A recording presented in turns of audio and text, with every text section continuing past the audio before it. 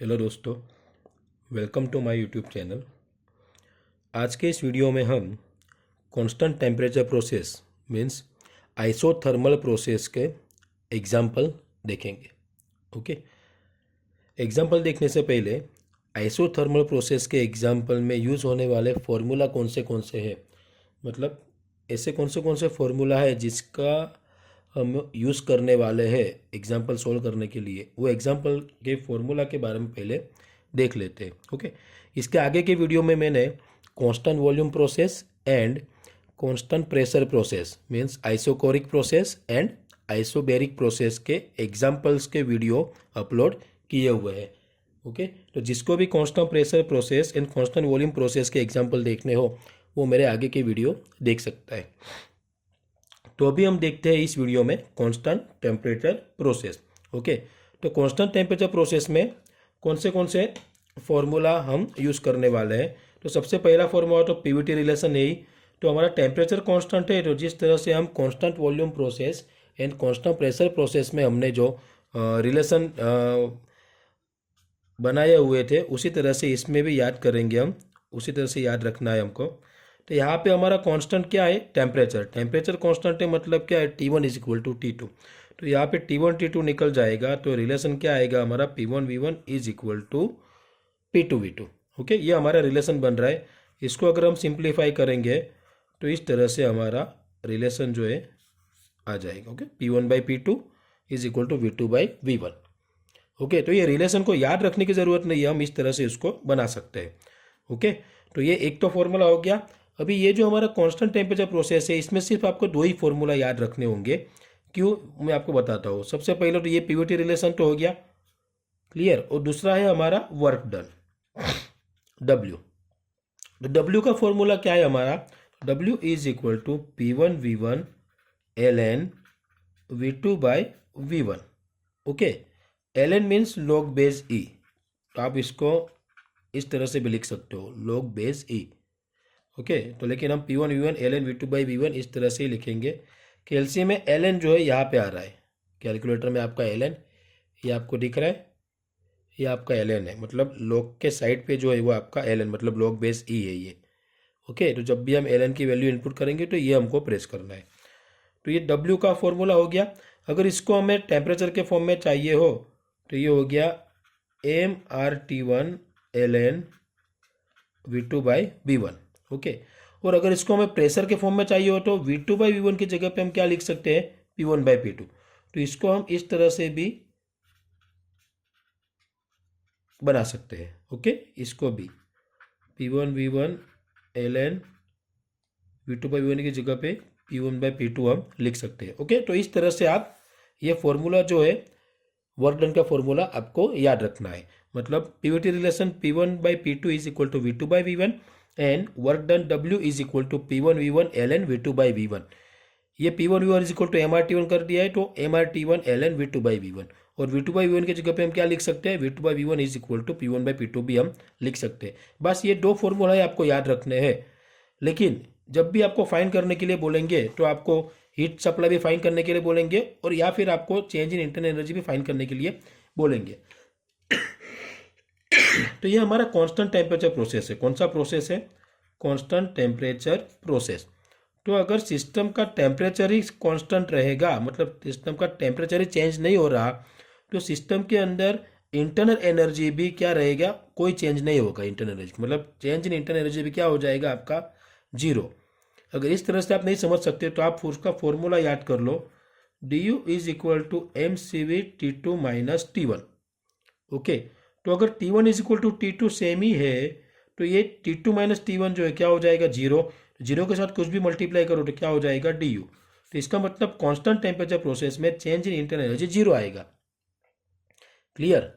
तो अभी as per the first law of thermodynamics, first law of thermodynamics मतलब क्या है, dq is equal to du plus w। Okay, dq is equal to du plus w। जितनी भी heat supply करेंगे वो work done में यूज होगा, या तो फिर सिस्टम अपने आप में स्टोर करेगी। जितना भी वर्क डन में यूज होगा वो वर्क डन में यूज होगा, और बाकी की जो एनर्जी होगी वो सिस्टम अपने आप में स्टोर करेगी, जिसको इंटरनल एनर्जी कहते हैं। ओके, लेकिन कांस्टेंट टेम्परेचर प्रोसेस में इंटरनल एनर्जी तो जीरो है। तो तो इसका मतलब क्या होगा, जितना भी हम हीट सप्लाई करेंगे वो पूरा कहाँ पे जाएगा, वर्क डन में जाएगा। तो इसका मतलब क्या हो गया कि कांस्टेंट टेम्परेचर प्रोसेस जब भी आएगा तब जो आपका वर्क डन होगा वही आपका हीट सप्लाई भी आएगा। तो इसीलिए मैंने यहाँ पे लिखा है D Q heat supply D Q is equal to work done W. तो ये फॉर्मूला सेम ही आएगा, अलग से याद करने की जरूरत नहीं है, सिर्फ इतना याद रखना है D Q is equal to W होगा, सेम फॉर्मूला। अगर आपको हीट सप्लाई फाइंड करने के लिए बोलते हैं फिर भी आपको यही फॉर्मूला अप्लाई करना है, ओके। और वर्क डन के लिए भी यही फॉर्मूला अप्लाई करना है। और चेंज इन इंटरनल एनर्जी क्या होगा, जीरो। जब भी आपको कांस्टेंट टेम्परेचर प्रोसेस में change in internal energy find करने के लिए बोलेंगे तो आप उसमें लिख सकते हो in constant temperature process change in internal energy D U is equal to zero, okay. तो इतने फॉर्मूले आपको याद रखना है। और हमारा जो कॉमन फॉर्मूला है characteristic gas equation P V is equal to M R T, वो तो आपको याद रखना ही है। और दूसरा C P minus C V is equal to R, ठीक है। ये दो फॉर्मूला तो आपको याद रखने ही है, क्लियर। तो बस इतने फॉर्मूला याद करके हम इसके एग्जाम्पल कर सकते हैं। तो सबसे पहले फर्स्ट एग्जाम्पल हम देख रहे हैं अभी, कांस्टेंट टेम्परेचर प्रोसेस का फर्स्ट एग्जाम्पल, ओके। तो ये हमारा फर्स्ट एग्जाम्पल है। Air of initial volume 0.1 metre cube and pressure 1.5 bar absolute pressure is expanded up to final volume 0.6 metre cube isothermally. Isothermal हो गया मतलब आइसोथर्मल प्रोसेस मतलब constant temperature process. यहाँ पे भी मैंने आपको बताया है कांस्टेंट टेम्परेचर प्रोसेस, तो उसको आइसोथर्मल प्रोसेस भी बोल सकते हैं, ठीक है। तो ये आइसोथर्मली प्रोसेस है, तो इसका मतलब हमको पता चल गया है कि ये कौन सा प्रोसेस है, आइसोथर्मल प्रोसेस। मतलब क्या होगा, T is equal to constant. तो जब भी आप एग्जाम में कोई भी थर्मोडायनेमिक प्रोसेस का एग्जाम्पल देखते हो तो सबसे पहले वो प्रोसेस कौन सी प्रोसेस है वो आपको आइडेंटिफाई करनी पड़ेगी, ओके। क्योंकि जो प्रोसेस होगी उसके हिसाब से उसके फॉर्मूला जो है वो फॉर्मूला हम अप्लाई कर सकते हैं, ओके। इसलिए सारे प्रोसेस के फॉर्मूला हमको याद करने होंगे, ओके। पीवीटी रिलेशन तो आप इजीली बना सकते हो। तो याद क्या करना है, वर्क डन, हीट सप्लाई, बस ये दोनों चीज़ें आपको याद करनी है। क्योंकि इंटरनल एनर्जी जो है, चेंज इन इंटरनल एनर्जी, वो सारे प्रोसेस के लिए सेम ही रहेगा, D U is equal to M C V D T. और कांस्टेंट टेम्परेचर के लिए डी यू आपका जीरो रहेगा, ओके। तो सारे प्रोसेस के लिए आपको सिर्फ work done and heat supply का फॉर्मूला याद करना है, ठीक है। और इसमें भी आपका कांस्टेंट वॉल्यूम प्रोसेस जो है सॉरी, कांस्टेंट वॉल्यूम प्रोसेस जो है वो कांस्टेंट वॉल्यूम प्रोसेस में वर्क डन आपका जीरो होता है, ठीक है। तो ये सब आपको याद रखना होगा, तभी जाके आप ये एग्जाम्पल कर सकते हो। तो अभी ये प्रोसेस जो है आपका आइसोथर्मल प्रोसेस, तो ये प्रोसेस में क्या दिया है आपको वो देख लेते हैं हम। Air of initial volume 0.1 metre cube मतलब V1 is equal to 0.1 metre cube and pressure 1.5 bar absolute 1.5 bar expanded up to final volume मतलब V2 is isothermally. Find final absolute pressure मतलब क्या फाइंड करना है, P2 फाइंड करना है। Heat transfer during process मतलब DQ find करना है। ये दोनों चीज़ हमको फाइंड करनी है, ओके। तो अभी हम स्टार्ट करते हैं। आपको क्या दिया हुआ है, P1 दिया है, V1 दिया है, V2 दिया है और P2 आपको फाइंड करने के लिए बोला है और DQ फाइंड करने के लिए बोला है। तो अभी आपको जब भी आपको कोई प्रॉपर्टी फाइंड करने के लिए बोलते हैं प्रोसेस के एग्जाम्पल में, तो सबसे पहले आपको उस प्रोसेस का पीवीटी रिलेशन आपको याद होना चाहिए। और पीवीटी रिलेशन का फॉर्मूला अप्लाई होता है कि नहीं वो आपको देखना है। तो ये कांस्टेंट टेम्परेचर प्रोसेस के लिए पीवीटी रिलेशन हम कैसे बनाएंगे, तो वापस मैं आपको बता देता हूँ।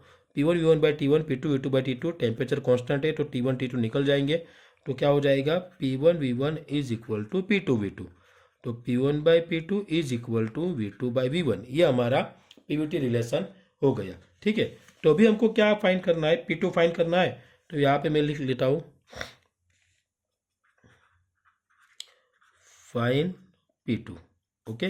तो उसके लिए पीवीटी रिलेशन हमारा क्या बनेगा, P1 by P2 is equal to V2 by V1, okay. तो P2 हमको फाइंड करना है। अगर दोनों साइड से हम रिवर्स कर देंगे तो हमारा P2 ऊपर चला जाएगा, तो फाइंड करने के लिए इजी हो जाएगा। तो इसको भी ऊपर ऊपर नीचे कर दिया, तो ये यहाँ पे भी हम ऊपर नीचे कर दिया, ठीक है। उसको क्या किया, दोनों साइड पे हम रिवर्स कर दिया, ओके। ये अलाउड है मैथमेटिकल स्टेप में। तो P2 हमको फाइंड करना है, तो बाकी की वैल्यू हम इनपुट करते हैं। P1 क्या है हमारा 1.5 बार, V1 कितना है 0.1, V2 कितना है 0.6, ओके। तो P2 is equal to 0.1 into 1.5 0.6, 1.5 यहाँ पे चला गया, ओके। तो therefore P2 is equal to 0.1 1.5 divide by 0.6, तो ये हमारा क्या हो गया 0.25 बार, 0.25 बार। तो ये हमारा P2 का आंसर आ गया, okay. Now second one, find, क्या फाइंड करना है DQ, ओके, फाइंड DQ। लेकिन हमने अभी देखा कि in constant temperature process, in constant temperature process DU is equal to zero है, change in internal energy zero है। तो हमारा एज पर first law of thermodynamics DQ is equal to DU plus W, तो DQ is equal to 0 plus W, तो DQ हमारा क्या हो जाएगा, वर्क टन के बराबर हो जाएगा। तो therefore DQ is equal to W, तो W का फॉर्मूला हमारा क्या है P1 V1 ln V2 by V1, okay. P1 V1 ln V2 by V1। तो जब भी वर्क डन के फॉर्मूला में प्रेशर का वैल्यू इनपुट करना हो तो हमको उसको kilo newton per metre square में इनपुट करना है। तो प्रेशर हमारा बार में है, तो उसको कन्वर्ट करेंगे 1.5 10⁻² kilo newton per metre square. तो यहाँ पे वैल्यू इनपुट करेंगे हम, क्योंकि V1 हमारे पास है, V2 भी है और P1 भी है, ठीक है। तो P1 हमारा कितना है 1.5 10⁻², V1 कितना है 0.1 ln V2 कितना है हमारा 0.6 डिवाइड बाई 0.1। तो इसको अभी हम सॉल्व करेंगे, तो 1/1 1.5 into 10 square into 0.1 into ln, ठीक है। यहाँ पे आपको दिया हुआ है, ये रहा सेकंड नंबर का ln ब्रैकेट में 0.6 डिवाइड बाई 0.1। तो आपका आंसर क्या आ रहा है 26.87, क्या आ रहा है 26.87 किलो जूल। ये आपका हो गया DQ बोलो या फिर W। अगर इसी एग्जांपल में आपको अगर DQ फाइंड करने के लिए नहीं बोलते लेकिन वर्क डन फाइंड करने के लिए बोलते हैं तो भी आपका आंसर यही आता। क्यों, क्योंकि DQ is equal to W है, इसलिए, ओके। तो इस तरह से हम आइसोथर्मल प्रोसेस के एग्जाम्पल कर सकते हैं। सबसे बेस्ट ये एग्जाम्पल इसलिए है क्योंकि इसमें आपको सिर्फ PVT रिलेशन याद रखना है और दूसरा वर्क डन का फॉर्मूला हमको P1 V1 ln V2 by V1 याद रखना है और DQ is equal to W है, DU इज इक्वल टू 0, बस। तो इसलिए आइसोथर्मल का एग्जाम्पल तो एकदम ईजी हो जाएगा, क्लियर। तो ये हमारा आइसोथर्मल का पार्ट 1 का वीडियो और उसमें एग्जाम्पल नंबर 1 कंप्लीट हो गया है, ओके। तो नेक्स्ट वीडियो में हम इसका सेकंड एग्जाम्पल देखेंगे, ओके। Thank you.